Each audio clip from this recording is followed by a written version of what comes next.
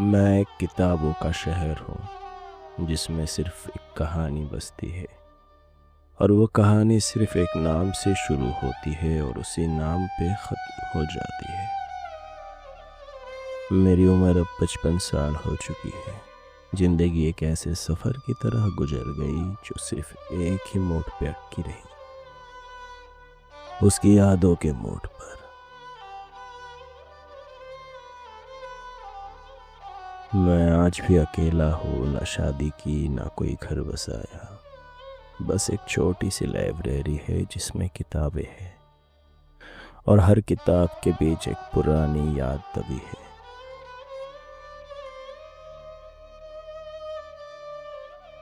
मैं लिखता हूँ, शायरी करता हूँ और शायरी है जो अब सिर्फ दिल का बोझ हल्का करने के काम आती है।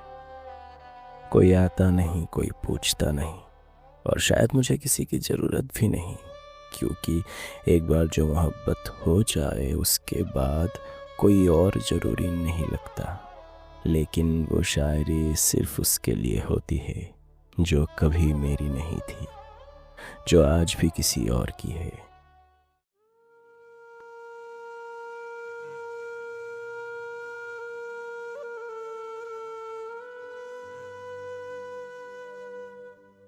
यूनिवर्सिटी का पहला दिन हमेशा अजीब होता है। नए लोग, नए चेहरे, नए रास्ते और नए एहसास। मुझे भीड़ पसंद नहीं थी और दोस्तों की तलाश भी नहीं थी। मैं बस अपनी किताबों की दुनिया में जीता था जहाँ लफ्ज़ों के बीच सुकून था। उस दिन भी जब सारी क्लास नए दोस्त बनाने में बिजी थी, मैं चुपचाप अपनी दुनिया की तरफ लौट गया, लाइब्रेरी।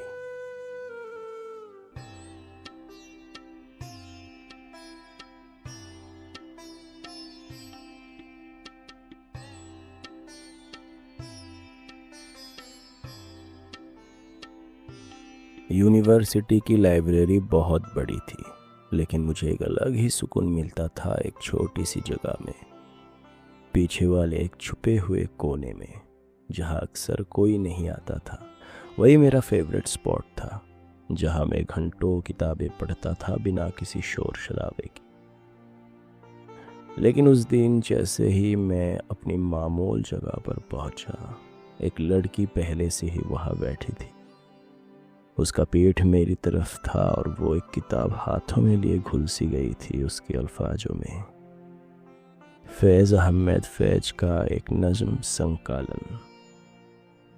मुझे एक पल के लिए हैरानी हुई, इस ज़माने में कितने लोग फैज को पढ़ते हैं, ख़ासकर लड़कियाँ। मैं बिना आवाज़ किए उसके सामने वाली कुर्सी पर बैठ गया। अपनी आदत के मुताबिक मैंने बिना उसकी तरफ देखे अपनी किताब खोल ली, गालिब का दीवान। लेकिन आंखों के कोने से मैंने देखा, वो एक पल के लिए रुकी, फिर धीरे से मुस्कुराई, जैसे उसे समझ आ गया हो कि सामने कोई उसका हमसफ़र है, लफ्ज़ों का हमसफ़र। 1-2 मिनट तक सिर्फ किताबें बोल रही थी। लाइब्रेरी की खामोशी सिर्फ पन्ने पलटने की आवाज़ से भरी थी। फिर अचानक उसने मेरी तरफ देखा और धीरे से कहा, अच्छी किताब है।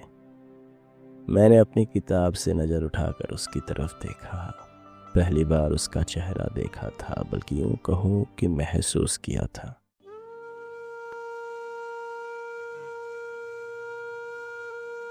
सदा सा चेहरा बिना किसी बनावट के, जैसे कोई नदी हो जो अपनी रवानी में खूबसूरत लगती हो बिना किसी श्रृंगार के।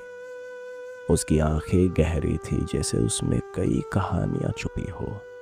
उसके हाथों में जो किताब थी, उसके एक पन्ने पर उसने पेंसिल से कुछ लिखा था। शायद कोई अपनी सोच लिख रही थी, या शायद फैज की किसी नज़्म को समझने की कोशिश कर रही थी। मैंने हल्का सा मुस्कुराकर सर हिला दिया। हाँ, गालिब और फैज दोनों एक दूसरे के मुकम्मल जवाब हैं। उसने हैरानी से मुझे देखा, जैसे शायद सोचा हो कि कोई ऐसे जवाब भी दे सकता है। फिर धीरे से हंसी। सही कहा, गालिब सवाल है, फैज जवाब है। उसके बाद भी हम दोनों सिर्फ अपनी किताबों में खो गए। कोई फॉर्मल इंट्रोडक्शन नहीं, कोई नाम नहीं, कोई एक्स्ट्रा बातें नहीं, बस लफ्ज़ों का रिश्ता जो शायद किसी और रिश्तों से ज़्यादा गहरा होता है।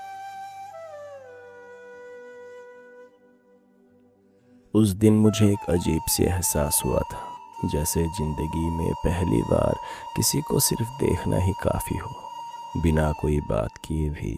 जैसे एक ही किताब के दो पन्ने हो जो अलग होके भी एक ही कहानी लिख रहे हो। और उस दिन मुझे उसका नाम नहीं पता चला था, बस एक एहसास मिला था। लेकिन एक चीज़ जो मुझे तब नहीं पता थी, वो लड़की सिर्फ एक मुलाकात का हिस्सा नहीं थी, वो मेरी पूरी कहानी बनने वाली थी।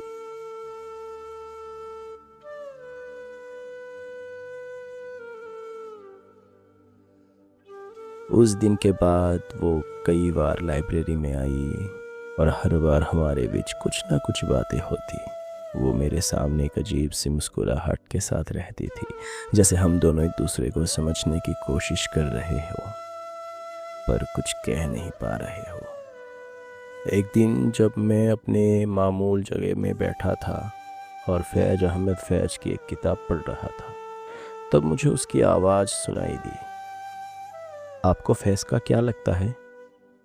मैंने अपनी किताब बंद की और उसकी तरफ देखा। फैज वो एक शायर था जो दर्द को शायरी में बदल देता था। उसकी बातें दिल के गहराइयों तक पहुंचती है। मैंने जवाब दिया। वो थोड़ा सा रुकी, फिर अपनी किताब का कवर देखा और फिर मुस्कुरा कर कहा, फैज का दर्द भी काफ़ी गहरा था, मेरा भी कुछ वैसा ही है। मैंने अपनी तारीफ नहीं की, बस उसके जवाब का जवाब दिया। आपका नाम क्या है? वो थोड़ा रुकी। एक पल के लिए मैंने उसके चेहरे पर कुछ ऐसा देखा, एक चुप सी मुस्कुराहट, जैसे वो कुछ बताना चाहती थी पर कुछ कह नहीं पाई थी। फिर धीरे से उसने कहा, फरिश्ता। मुझे लगा जैसे वक्त थोड़ा रुक गया हो।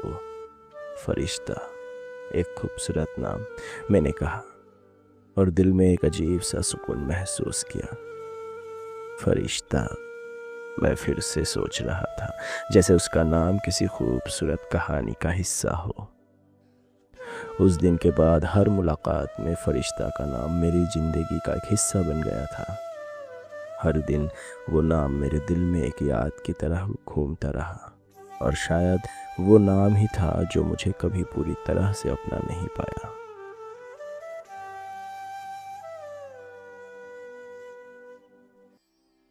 यूनिवर्सिटी का एक शांत सा शाम था। क्लासेस ख़त्म हो चुकी थी और हवाओं में एक अजीब सी ठंडक थी। आसमान पे काले बादल छा गए थे, जैसे बरसात कभी भी हो सकती हो। मैं लाइब्रेरी से निकल ही रहा था कि एक जोर की ठंडी हवा चली और उसके साथ पहले बूंद गिर गई, फिर एक और फिर बिना किसी इंतजार के बारिश ज़मीन पर बरस पड़ी।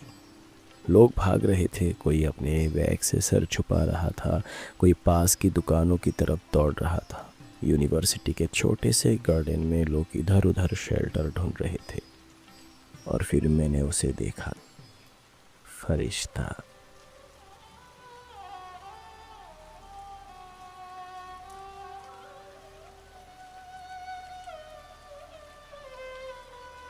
वो अकेली भीग रही थी, कोई जल्दी नहीं, जैसे बारिश सिर्फ उसके लिए ही हो रही हो। उसने अपने हाथ फैला रखे थे, जैसे हर एक बूंद को महसूस कर रही हो, जैसे ये सिर्फ एक बारिश नहीं बल्कि एक पूरी कहानी हो। उसके लंबे गीले बाल उसके चेहरे से चिपक गए थे और उसके लबों पे एक अजीब सी सुकून भरी मुस्कुराहट थी। मैं पास ही एक छोटी सी छत के नीचे खड़ा था, उसे देखता रहा। फिर बिना सोचे मैंने आवाज़ लगाई, पागल हो क्या, पूरा भीग जाओगी। वो रुकी, एक पल के लिए मेरी तरफ देखा, फिर मुस्कुराई। बारिश सिर्फ भीगने के लिए नहीं होती, महसूस करने के लिए भी होती है। मेरा दिल एक पल के लिए रुक गया। वो धीरे धीरे मुड़कर मेरे पास आई। उसकी गीली चप्पल मिट्टी में हल्की सी ढस गई थी। मेरा मन किया कि एक छाता ले आओ या उसे अंदर बुला लूं, पर नहीं, वो तो खुद बारिश का हिस्सा बन चुकी थी। वो बिल्कुल मेरे सामने आकर रुकी, एक पल के लिए मुझे देखा, फिर अपने हाथों से पानी झटका, कुछ बूंदें मेरे चेहरे पर गिर गई। लो, अब तुम भी महसूस कर लो। वो हंसी।